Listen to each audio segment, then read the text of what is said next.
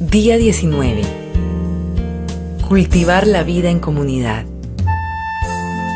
Podrán desarrollar una comunidad saludable y robusta que viva bien con Dios y disfrutar los resultados únicamente si se esfuerzan por llevarse bien unos con otros, tratándose entre sí con dignidad y honra.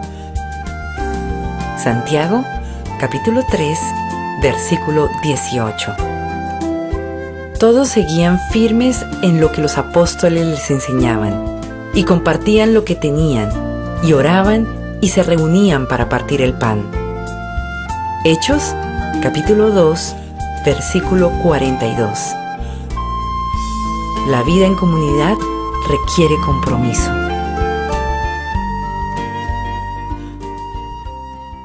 La vida en comunidad requiere compromiso. Solo el Espíritu Santo puede crear la comunión verdadera entre los creyentes, pero la cultiva con las elecciones que hagamos y los compromisos que asumamos. Pablo señala esta doble responsabilidad. Esfuércense por mantener la unidad del Espíritu mediante el vínculo de la paz. Para producir una comunidad cristiana que perpetúa el amor, se necesita tanto el poder de Dios como nuestro esfuerzo. Por desgracia, muchas personas se crían en familias con relaciones malsanas y, por lo tanto, carecen de las habilidades relacionales necesarias para la comunión verdadera. Debemos enseñarles cómo llevarse bien y entablar relaciones con otros miembros de la familia de Dios. Afortunadamente, el Nuevo Testamento rebosa de instrucciones acerca de cómo vivir juntos. Pablo afirmó: escribo estas instrucciones para que sepas cómo hay que portarse en la casa de Dios, que es la iglesia del Dios viviente. Si estás harto de la comunión falsa y deseas cultivar una comunión verdadera y desarrollar una comunidad fraternal en tu grupo pequeño, en tu clase de escuela dominical o en la iglesia, necesitas tomar algunas decisiones difíciles y arriesgadas. Cultivar la vida en comunidad requiere sinceridad. Debes estar lo suficientemente interesado para decir la verdad fraternalmente, incluso cuando prefieras pasar por alto un problema o no tratar un asunto espinoso. Si bien es mucho más fácil permanecer en silencio cuando las personas a nuestro alrededor tienen un patrón de pecado que les duele o lastima a otros, no es lo que el afecto nos manda hacer.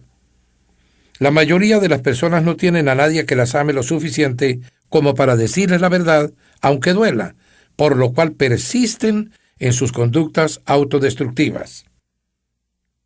Por lo general, sabemos lo que es necesario decirle a esa persona, pero nuestros temores nos impiden abrir la boca. Muchas relaciones han sido perjudicadas por el temor. Nadie tuvo el valor de hablar en el grupo mientras la vida de uno de sus miembros se desmoronaba.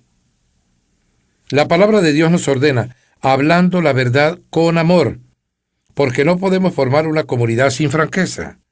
Salomón dijo, una respuesta sincera es el signo de una verdadera amistad. A veces esto implica preocuparnos lo suficiente por quien peca o está siendo tentado para enfrentarlo afablemente. Pablo dijo, hermanos, si ven que alguien ha caído en algún pecado, ustedes que son espirituales deben ayudarlo a corregirse, pero háganlo amablemente y que cada cual tenga mucho cuidado, no suceda que él también sea puesto a prueba. Muchas congregaciones y grupos pequeños son superficiales porque temen al conflicto. Siempre que surja un asunto que pueda provocar tensión o incomodidad, inmediatamente se lo pasa por alto para preservar un falso sentido de paz. Alguien sugiere no complicar las cosas, apaciguar los ánimos, pero el asunto nunca se resuelve y todos se resignan. Todos saben cuál es el problema, pero nadie lo expresa francamente. Esto produce un ambiente viciado. Hay secretos y se multiplican los chismes. La solución de Pablo era directa. No más mentiras, no más falsas impresiones. Díganle a su prójimo la verdad. En el cuerpo de Cristo todos estamos conectados entre sí a fin de cuentas. Cuando mientan a otros, se mienten a ustedes mismos. La comunión verdadera depende de la franqueza, ya se trate de un matrimonio, una amistad o tu iglesia. Aún más, en una relación El túnel de los conflictos puede ser la puerta a la intimidad. Hasta que no nos importe lo suficientemente como para enfrentar y solucionar los obstáculos subyacentes, nunca podremos tener una relación más estrecha. Cuando un conflicto es bien manejado y se encaran y solucionan las diferencias, se estrechan las relaciones. La Biblia dice, a fin de cuentas, más se aprecia al que reprende que al que adula. La franqueza no debe ser una licencia para decir lo que a mí se me antoja, donde quiera y cuando quiera. Eso es impertinencia. La Escritura afirma que para todo hay un cuándo y un cómo. Las palabras irreflexivas dejan cicatrices profundas. Dios nos manda a hablarnos unos a otros en la iglesia como miembros afables de una familia. No reprendas con dureza al anciano, sino aconséjalo como si fuera tu padre. Trata a los jóvenes como a hermanos, a las ancianas como a madres, a las jóvenes como a hermanas. Es triste, pero la falta de sinceridad ha destruido miles de relaciones. Pablo tuvo que reprender a la iglesia en Corinto por su pasivo código de silencio que permitía la inmoralidad dentro de su comunidad. Como no había nadie con suficiente valor para enfrentarla, les dijo, no miren para otro lado con la esperanza de que el problema desaparecerá. Sáquenlo a la luz y trátenlo. Mejor un poco de devastación y vergüenza que la maldición. Ustedes creen que se trata de algo sin importancia, pero por el contrario, no deberían actuar como si todo estuviera bien cuando uno de sus compañeros cristianos es inmoral o calumniador, es arrogante con Dios o grosero con sus amigos, se emborracha o es avaro y estafador. No toleren esta situación, ni consideren aceptable ese comportamiento. No soy responsable de lo que hagan los de afuera, pero ¿acaso no tenemos responsabilidad hacia los de adentro, los que conforman nuestra comunidad de creyentes? Cultivar la vida en comunidad requiere humildad. Nada destruye la comunión tan rápido como la arrogancia, la autocomplacencia y el orgullo empedernido. El orgullo erige murallas entre las personas. La humildad construye puentes. La humildad es como el aceite que suaviza las relaciones y lima las asperezas. Por eso la Biblia dice, revístanse todos de humildad en su trato mutuo. La vestimenta apropiada para la comunión es una actitud de humildad. El resto del versículo continúa, Dios se opone a los orgullosos, pero da gracia a los humildes. Este es otro motivo por el que debemos ser humildes. El orgullo bloquea la gracia de Dios en nuestra vida, la que necesitamos para crecer, cambiar, sanar y ayudar a los demás. Recibimos la gracia de Dios cuando reconocemos con humildad que la necesitamos. La Biblia nos dice que ser orgullosos es oponernos a Dios. Es una manera de vivir necia y peligrosa. Podemos desarrollar la humildad de manera práctica, reconociendo nuestras debilidades, siendo tolerantes con las debilidades de otros, estando dispuestos a ser corregidos y destacando lo que hacen los demás. Pablo aconsejó, vivan siempre en armonía, y no sean orgullosos, sino traten como iguales a la gente humilde. No se crean más inteligentes que los demás. A los cristianos de Filipos les escribió, honren más a los demás que a ustedes. No se interesen solo en ustedes, sino interésese en la vida de los demás. La humildad no es pensar menos de ti mismo, sino pensar menos en ti mismo. Humildad es pensar más en los demás. Las personas humildes se interesan tanto en servir a otros que no piensan en sí mismas. Cultivar la vida en comunidad requiere amabilidad. La cortesía o amabilidad consiste en respetar nuestras diferencias, tener consideración por los sentimientos de otras personas y ser tolerantes con las que nos molestan. La palabra de Dios dice, hagamos cuanto contribuya al bien con el fin de edificarlas. Pablo le dijo a Tito, el pueblo de Dios debe tener un gran corazón y ser amable. En todas las iglesias y en cualquier grupo pequeño, habrá siempre por lo menos una persona difícil, a veces más de una. Esas pueden tener necesidades emocionales especiales, profundas inseguridades, costumbres irritantes o hábitos sociales no desarrollados. Podríamos llamarlas personas NGE. Necesitan gracia extra. Dios puso a tales personas en medio de nosotros, tanto para nuestro beneficio como para el de ellas. Son una oportunidad para el crecimiento y poner a prueba la comunión. ¿Las amamos como hermanos y hermanas y las trataremos con dignidad? Los miembros de una familia no se aceptan porque sean inteligentes, hermosos o talentosos. Se aceptan porque pertenecen a la misma familia. Defendemos y protegemos la familia. Uno de sus miembros puede ser algo tonto, pero es de nuestra familia. De la misma manera, la Biblia dice: ámense los unos a los otros con amor fraternal, respetándose y honrándose mutuamente. Lo cierto es que todos tenemos nuestras manías y caprichos, pero la comunidad no tiene nada que ver con compatibilidades. La base de nuestra comunión es nuestra relación con Dios. Somos una familia. Una de las claves para la amabilidad es conocer los orígenes de una persona. Descubre su historia. Cuando sepas lo que esa persona ha atravesado, serás más comprensivo.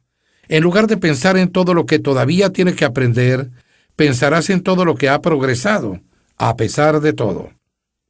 Otro aspecto de la amabilidad consiste en no subestimar las dudas ajenas. El hecho de que no tengamos determinados temores no quita validez a esos sentimientos. La comunidad verdadera se produce cuando la gente se siente suficientemente segura para poder expresar sus dudas y temores con la certeza de que no la juzgarán. Cultivar la vida en comunidad requiere confidencialidad.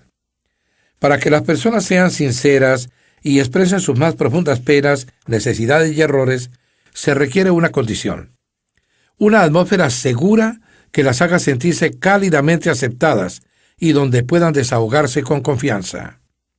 La confidencialidad no implica permanecer en silencio si nuestro hermano o hermana peca. Significa que lo que se expresa dentro del grupo no sale afuera de él, que el grupo tratará el asunto internamente y nadie saldrá a contar chismes. Dios odia los chismes, sobre todo cuando se los disfraza superficialmente como pedido de oración por una persona. Él afirma: el perverso provoca contiendas y el chismoso divide a los buenos amigos. Los chismes provocan sufrimiento y divisiones y destruyen la comunión. Dios es muy claro al respecto. Debemos enfrentar al que cause divisiones. Estas personas pueden enojarse y abandonar el grupo o la iglesia cuando se las amonesta por sus acciones decisivas. Pero el compañerismo de la iglesia es más importante que cualquier individualidad. Cultivar la vida en comunidad requiere contacto frecuente.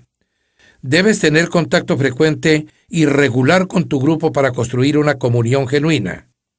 Para cultivar una relación se requiere tiempo. La Biblia nos dice: no dejemos de congregarnos como acostumbran hacerlo algunos, sino animémonos unos a otros.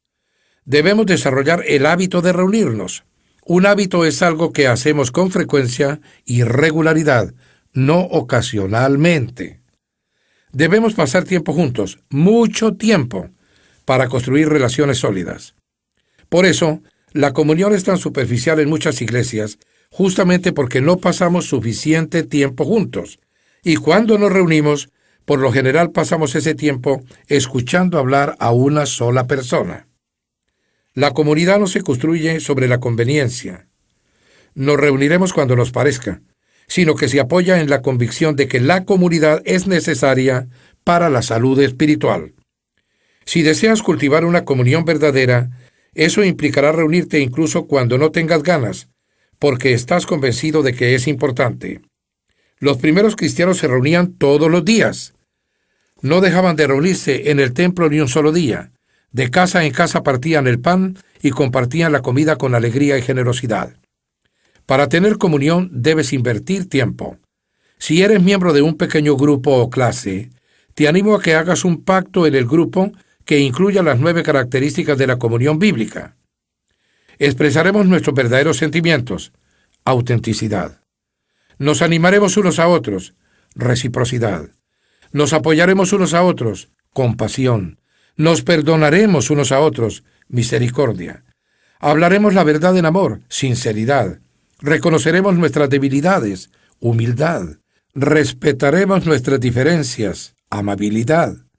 No andaremos con chismes, confidencialidad. Y haremos del grupo una prioridad, frecuencia. Al revisar esta lista de características, te resultará obvio por qué la comunión genuina es tan poco corriente. Consiste en renunciar a nuestro egocentrismo e independencia para transformarnos en interdependientes. Sin embargo, los beneficios de compartir la vida juntos superan largamente los costos y nos preparan para el cielo.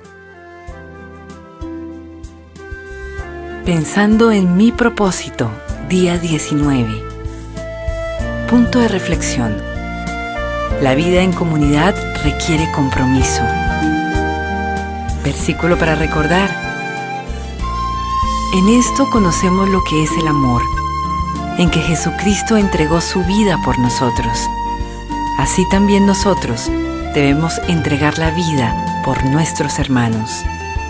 Primera de Juan, capítulo 3, versículo 16. Pregunta para considerar. ¿Cómo puedo cultivar hoy las características de una comunidad verdadera en mi grupo pequeño o en mi iglesia?